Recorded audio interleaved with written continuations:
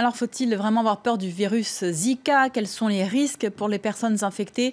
On va voir tout cela avec notre invité en direct de Rouen, Jean-Cédric Hansen. Bonjour, vous êtes médecin.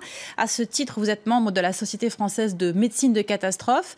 Le virus Zika est donc transmis par un moustique lors d'une piqûre. Est-ce que dans tous les cas, les patients qui sont contaminés ont des symptômes flagrants? Alors, pas du tout, puisque seuls 20% des gens qui seront contaminés par une piqûre de moustique auront des symptômes qui, la plupart du temps, ressembleront à une banale grippe de très faible intensité, parfois un petit rash cutané, c'est-à-dire des rougeurs sur la peau.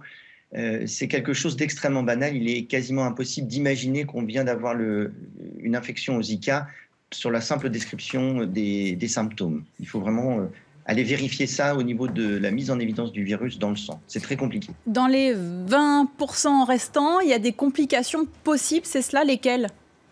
Alors, aujourd'hui, formellement établi, il n'y a que des complications classiques de l'infection virale, de toutes les infections virales, on va dire, qui est l'exposition au risque du Guillain-Barré, qui est une atteinte des nerfs, qui est progressive et régressive, mais qui parfois conduit à un séjour en réanimation.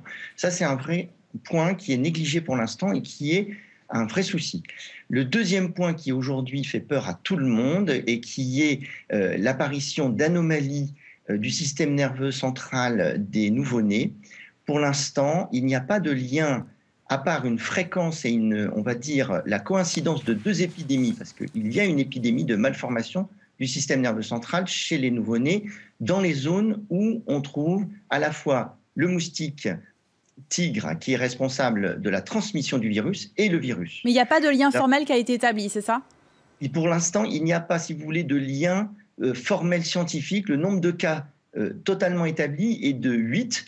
Donc sur les milliers, il y a plus de 4000 cas de malformations qui ont été détectés et qui sont en surnombre et totalement anormal, plus le nombre, il y a plus de 3 millions de personnes qui sont estimées avoir été contaminées par le virus.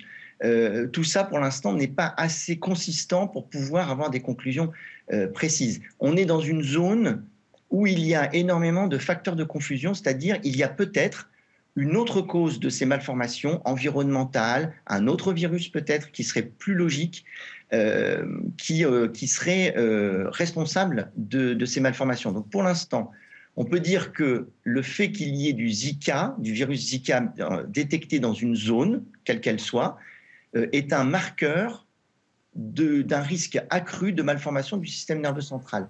Mais pour l'instant, je trouve qu'il est tout à fait prématuré de vouloir affirmer qu'il y a un lien de cause à effet, ce qui n'empêche pas les mesures de précaution qui sont envisagées. Pour conclure, est-ce qu'on peut dire du coup que l'OMS est selon vous trop alarmiste par rapport à cette épidémie de Zika et aux conséquences possibles?